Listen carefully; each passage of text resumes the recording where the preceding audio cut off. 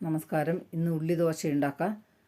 ഉള്ളിദോശ ഉണ്ടാക്കാൻ ഒരു ഗ്ലാസ് അരി ഒരു പാത്രത്തിലിട്ട് വെള്ളം ഒഴിച്ച് കുതിർന്ന് വന്ന് കഴുകി വാരി മിക്സിൻ്റെ ജാറിലിട്ട് ഒരു ബൗൾ നിറയെ ഉള്ളി അരിഞ്ഞതും ഇട്ട് കൊടുത്ത് ആവശ്യത്തിന് ഉപ്പും അരക്കപ്പ് വെള്ളം ഒഴിച്ച് അര ബൗൾ ചോറും ചേർത്ത് നന്നായി അരച്ചൊരു പാത്രത്തിൽ വെച്ച് ഒരു ഗ്ലാസ് വെള്ളം ജാറിൽ വെച്ച് അത് ഒഴിച്ച് കുറച്ചുകൂടി വെള്ളം ചേർത്ത് കുറച്ചുകൂടി ഉപ്പ് ചേർത്ത് മാവ് ഇളക്കി അരിദോശ ചുടുന്ന പോലെ അതുപോലെ നേർത്തിട്ട് വേണം മാവ് റെഡിയാക്കാൻ. അടുപ്പത്ത് ദോശക്കല്ല് വെച്ച് എണ്ണ പുരട്ടി മാവ് ഒഴിച്ച്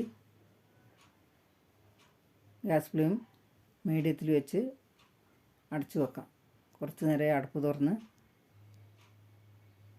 ദോശ തിരിച്ചിട്ട് കൊടുക്കാം. ഒരു ദോശ റെഡിയായി. നല്ല മണവും നല്ല ടേസ്റ്റുമാണ് ഈ ദോശക്ക്. രണ്ടാമതും എണ്ണ പുരട്ടി മാവ് ഒഴിച്ച് അടച്ചു വെക്കാം. അടപ്പ് തുറന്ന് ദോശ തിരിച്ചിട്ട് കൊടുക്കാം. രണ്ടാമത്തെ ദോശയും റെഡിയായി. ഇതുപോലെ ഉണ്ടാക്കാത്തവർ ഉണ്ടാക്കി നോക്ക്.